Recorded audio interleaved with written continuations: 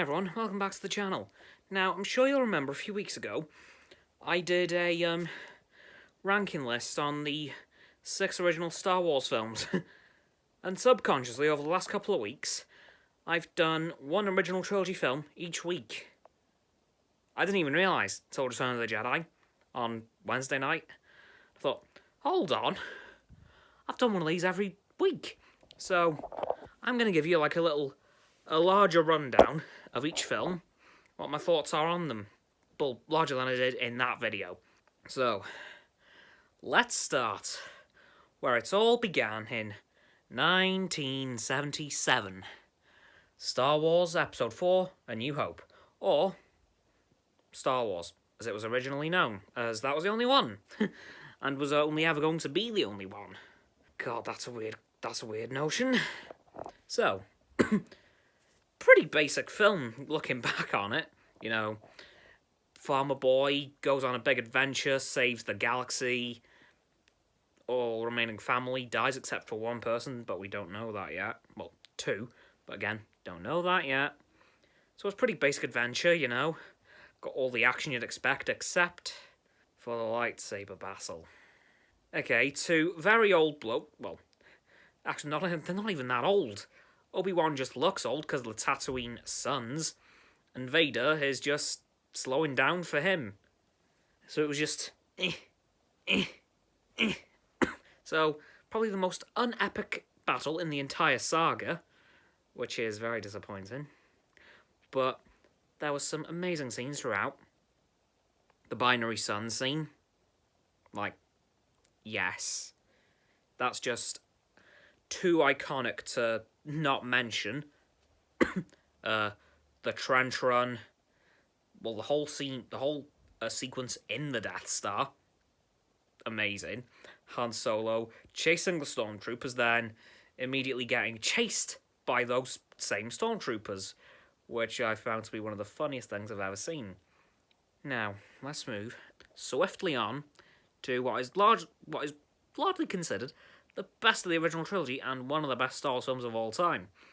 The Empire Strikes Back. Now, watching this film, well, going back to my original list, I'm sure you'll remember it was quite low down on that list. And after watching it again last week, a lot better than I remember it. Like, whoa. All that stuff that I mentioned, that was like a couple of things, they did those well. And a few others. Lando, his introduction was just, yes. Boba Fett was just the silent, cool guy that you didn't quite know what he was going to do, but you knew he was going to be important. In the end, he was. Well, for a while, and then... well. But the whole Vader-Luke battle, that was the first proper lightsaber fight. Although, not perfect. It was a lot better than Obi-Wan versus Vader in A New Hope, which was like watching paint dry. I mean, I love you. I know. The most Han Solo line that Harrison Ford ever said. I'm sorry. Can you think of a line that's more quintessential Han Solo? I think probably not. And the best piece of Star Wars music of all time, the Imperial March, was composed and introduced in that film. As soon as you hear that music, you know who's going to be on screen in the next few seconds. Wears a big black suit, sounds like he's wearing a scuba mask, and he's got a red lightsaber. And it's one of the most iconic pieces of movie music of all time. So, well done, Vader, and well done, John Williams, for composing that thing. In fact, well done to him for composing the entire franchise. Yeah, he did all 9 of them. He didn't do Rogue One and Solo, but still, you get my point. Which I still need to get onto the list of the other Star Wars films and the series. I'll get onto that soon. Anyway, once again, moving swiftly on to the final entry in the original trilogy, and what was supposed to be the final Star Wars film, full stop. Star Wars Episode 6, The Return of the Jedi. Now, I still maintain that this is my favourite original trilogy film. I know, pretty, well, I wouldn't say an unpopular opinion, more of an uncommon one. Honestly, it's just so good. I mean, surely, the whole rescue Chewie plan and Han doesn't make much sense. You know, send everyone in one by one, and then Luke has to save everyone when they all inevitably fail. Yeah, I will admit, Luke was nuts. Having one of his brighter moments there. Seriously, Luke, why would you just send everyone in one by one? Just filter them in. No, go in all at once. Attack the palace, save Han, and run. But no, he had to let himself and all the others get captured. Although it did lead to Jabba's death, so... silver lining? Maybe? And then we get to probably the saddest scene in that entire film. The return to Dagobah. Now, spoilers. And the death of Jedi Grand Master Yoda. Now, I only watched this 2 days ago, and knowing it was going to happen, still broke my heart. Because, come on, Yoda's cool. And then, moving on swiftly from that, the Rebel fleet scene. Everyone's getting their ships ready to attack the second Death Star. Han and Luke and Leia and Chewie have to go down to the moon of Endor to attack the shield generator.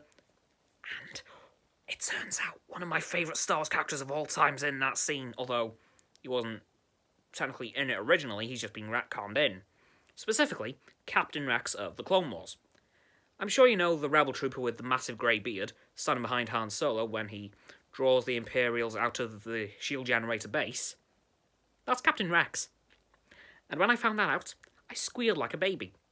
Again. I was very happy. So, that's an immediate bonus for this film.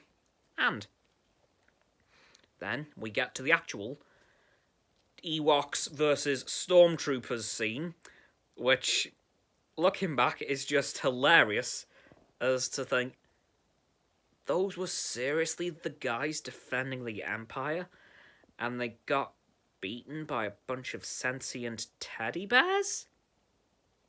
What? And then, of course, gets blown up, and then about 5 minutes later, well, Luke's already on the Death Star at this point, thanks to Vader and Palpatine, and him surrendering himself. God, he let himself get captured a lot in this film, didn't he? Twice! And then, the final battle between Vader and Luke ensues. Lando flies into the Death Star, and it's just a race against time as to who can finish their thing first. Can Luke get rid of the Emperor first, or is Lando going to blow them all to Kingdom Come? Of course, Luke finishes his thing first. Anakin kills the Emperor, because he is no longer Vader at that point. He is Anakin Skywalker once more, in his dying minutes. Because, yes, another spoiler, Anakin Skywalker / Darth Vader meets his end. Which also broke my heart, because Anakin is also one of my favourite Star Wars characters. In fact, he's probably my favourite from the prequel trilogy, despite the dodgy portrayals of him in Attack of the Clones and Phantom Menace. What redeems him, for me, is the Clone Wars and Revenge of the Sith. Because then you can really see how Anakin became one of the most evil men to ever live, Vader. So, yeah, that's probably my favourite film of the original trilogy, Return of the Jedi. And, also, it introduced the first lightsaber variant. No changes to the handle. Green. Yep.